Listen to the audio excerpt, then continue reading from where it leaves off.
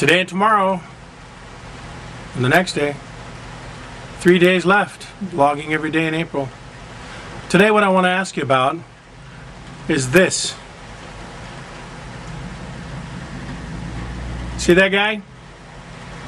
Alright, when you see this, what goes through your mind?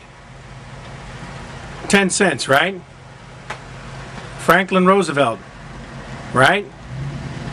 But for me, when I look at this dime or any dime, what goes through my mind?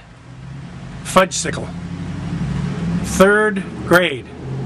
If you had 10 cents, you could buy a fudgesicle. Friday was ice cream day, and you could buy a fudgesicle.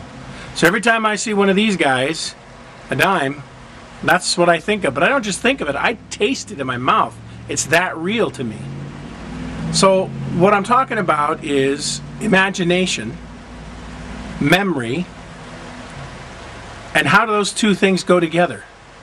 Because if you think about it, your memory is the recalling of events, right? Okay, logically. But where does the taste come from? Is that imagination? They say that events are programmed into our brain. And so those chemicals actually ignite. When this stimulus is shown to it, I get that stimulation in my brain that brings back the ice cream. Well, now, what about other things that we remember? Our brains, to what extent is it a chemical thing?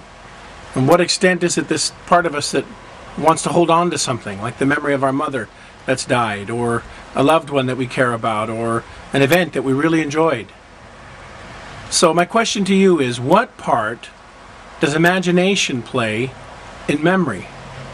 Now, imagination, as you can imagine, you're eating an apple or an orange or a fudgesicle. Do you get the taste when you imagine it? The same way you do when you remember eating a fudgesicle or eating an orange? Does it take effort to bring that taste to your mind? Or with your imagination, are you merely remembering things?